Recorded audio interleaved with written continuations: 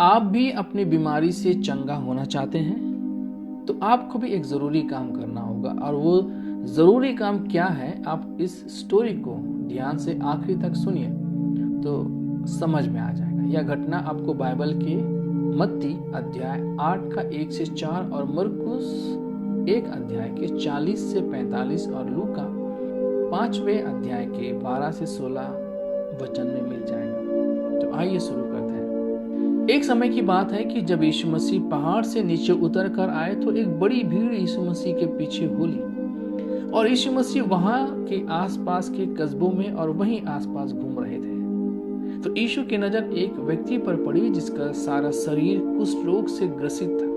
कुष्ठ रोग से पीड़ित होने वाले हर एक व्यक्ति को समाज से और यहाँ तक कि अपने परिवार से भी दूर रहना पड़ता था, ताकि यह भयानक बीमारी बाकी लोगों तक ना फैल सके।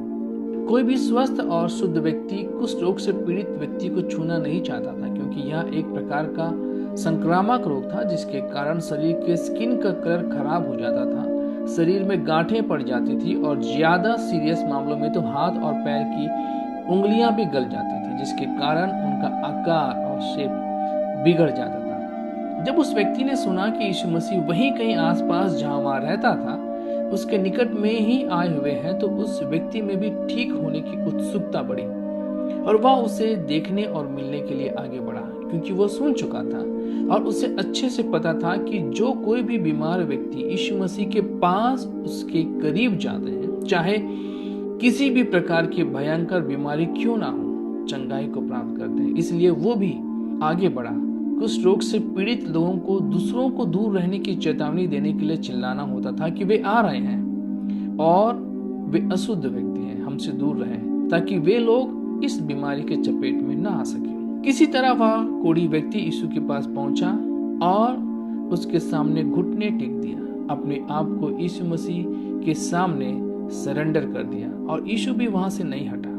उस व्यक्ति ने यीशु से विनती किया कि हे प्रभु, यदि आप चाहे तो मुझे शुद्ध कर सकते हैं, मुझे मेरी बीमारी से चंगाई को दिला सकते हैं। उस व्यक्ति की बात सुनकर यीशु ने वहां कुछ ऐसा अद्भुत काम किया जिसकी अपेक्षा वहां रहने वाला कोई भी व्यक्ति नहीं कर सकता था। यीशु मसीह आगे बढ़कर उस कुष्ठ व्यक्ति को छुए, और यीशु ने उस व्यक्ति से कहा कि मैं भी चाहता हूं कि तू भी स्वस्थ रहे और अपने परिवार के साथ और बाकी शुद्ध लोगों के साथ तू भी अपना जीवन बिताए। यीशु मसीह उस कोढ़ी को छूते ही तुरंत उस व्यक्ति का कोढ़ दूर हो गया। वह व्यक्ति कोढ़ से स्वस्थ हो गया, उसने चंगाई को प्राप्त कर ली। यीशु ने उससे कहा कि जो कुछ भी अभी तेरे साथ हुआ है उसे किसी को ना बताना, बल्कि सीधे याजक के पास जाकर अपना जांच करवाना, क्योंकि उस समय ऐसा नियम हुआ करता था कि जो कोई भी व्यक्ति अशुद्ध होने के कारण परिवार और समाज से दूर अलग रहता था, तब तक कि जब तक वह पूरी तरह से ठीक ना हो जाए, और ठीक होने के बाद याजक से जांच कराकर, आज की भाषा में फिटनेस सर्टिफिकेट प्राप्त करने के बाद ही कि वह अब शुद्ध हो चुका है और परिवार और समाज के बाकी लोगों के साथ रह सकता है, जरूरी हुआ करता था। इसलिए यीशु मसीह ने उससे ऐसा कहा और कहा कि जाकर वो बलिदान चढ़ाओ जो मूसा के नियम के अनुसार कोढ़ियों के लिए ठहराया गया था शुद्ध होने के बाद का, ताकि यह बलिदान उन सभी लोगों के सामने तुम्हें साबित कर देगा कि अब तुम पूरी तरह से शुद्ध हो चुके हो।